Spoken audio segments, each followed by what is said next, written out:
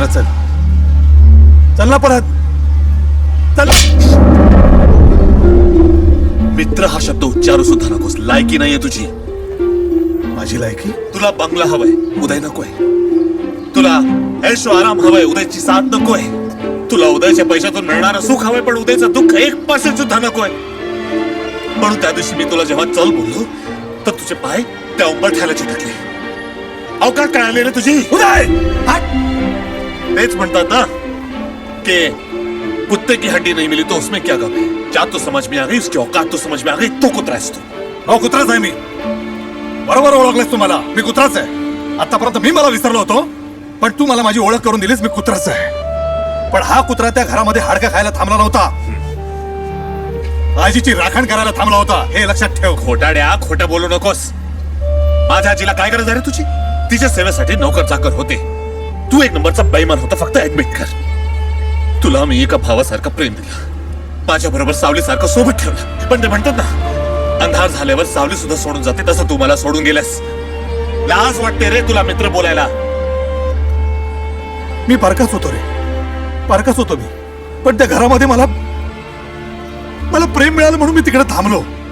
अरे पण ज्या आजीने तुला तळ हाताच्या फोडाप्रमाणे जपलं ना, त्या आजीला तू ओळखलं नाहीस.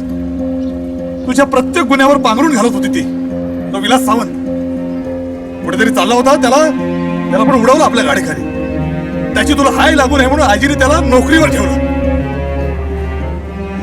आजीने तुला खूप त्रास दिला असं तुला वाटतं रे. तिने स्वतःच्या काळजावर दगड ठेवून तुला घराबाहेर काढलं. हेच तुला लागत होती, पण जखमा मात्र तिच्या काळजाला होत होत्या. त्यामुळे तू माझ्या बरोबर नाही आलास. मी आलो असतो रे तुझ्या बरोबर, पण ते आजीला कोण सांभाळणार रे? तू निघून गेलास, मागे वळून बघितलंच नाही. तिचं काय झालं असेल? रोज तिचे हाल मला बघवत नाही, जेवत नाही ती वेळेवर औषध घेत नाही ती.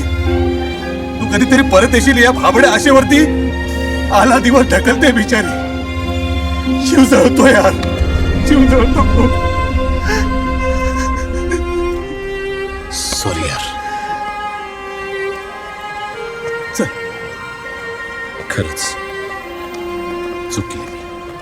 माझा मॅडी मनाने एवढं मोठं आहे मला कळलंच नव्हतं. मला कधी कळालंच नाही की माझ्या आजूबाजूला सोन्यासारखी माणसं होती. मी त्यांना कधी ओळखू शकलो नाही. कधी ओळखू शकलो नाही तुला रे. सॉरी. चल ना. कुठे?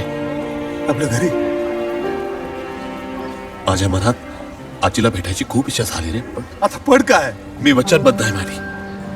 माझं वचन पूर्ण होईपर्यंत तू आजीची काळजी घे, त्यानंतरच मी येईन. प्रॉमिस कर मला. जा जा. वेळ काय झालाय? ते जाऊ दे. दादाची अपॉइंटमेंट आहे डॉक्टरांकडे. जा तू गाडी घेऊन जा ना. अरे मला सवय झाली आहे रस्त्यावरती चालायची आणि धावायची. तू जा ना. मला यार काही सुचत नाही.